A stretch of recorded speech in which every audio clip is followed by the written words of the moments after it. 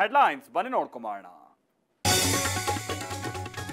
ಗ್ಯಾರಂಟಿಗಳು ನಿಲ್ಲಲ್ಲ, ಪರಿಷ್ಕರಣೆ ತಪ್ಪಲ್ಲ, ಮತ್ತೆ ಮತ್ತೆ ಒತ್ತಿ ಹೇಳ್ತಾ ಇರುವ ಸಂಪುಟ ಸಚಿವರು. ಸುತ್ತಾಟ ಇದ್ರು ಸರ್ಕಾರಕ್ಕೆ ರಾಜ್ಯಪಾಲರ ಹೊಗಳಿಕೆ. ಚನ್ನಪಟ್ಟಣದಲ್ಲೇ ಧ್ವಜಾರೋಹಣ, 5,000 ಮನೆ, 700 ಕೋಟಿ ಅನುದಾನದ ವಾಗ್ದಾನ, ನಾನೇ ಅಭ್ಯರ್ಥಿ ಅಂತ HDKಗೆ ಡಿಕೆ ಬಾಣ.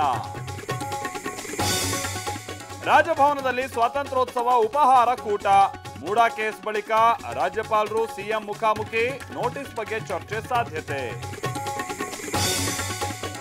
ಟಿಬಿ ಡ್ಯಾಂ ಗೇಟ್ ಹಾಕೋಕೆ ಸಿಬ್ಬಂದಿ ಹರಸಾಹಸ, ರಭಸವಾಗಿ ಹರಿಯುವ ನೀರಲ್ಲಿಳಿದು ಕೆಲಸ, ತಾಂತ್ರಿಕ ಸಮಸ್ಯೆಯಿಂದ ಕಾರ್ಯಾಚರಣೆ ಸ್ಥಗಿತ. ಕೋಲ್ಕತ್ತಾದಲ್ಲಿ ವೈದ್ಯೆ ಅತ್ಯಾಚಾರ ಪ್ರಕರಣ, 5 ವೈದ್ಯರಿಗೆ ಸಿಬಿಐ ಸಮನ್ಸ್, ಪೋಷಕರಿಂದ ಗ್ಯಾಂಗ್ ರೇಪ್ ಆರೋಪ ಬೆನ್ನಲ್ಲೇ ವಿಚಾರಣೆ.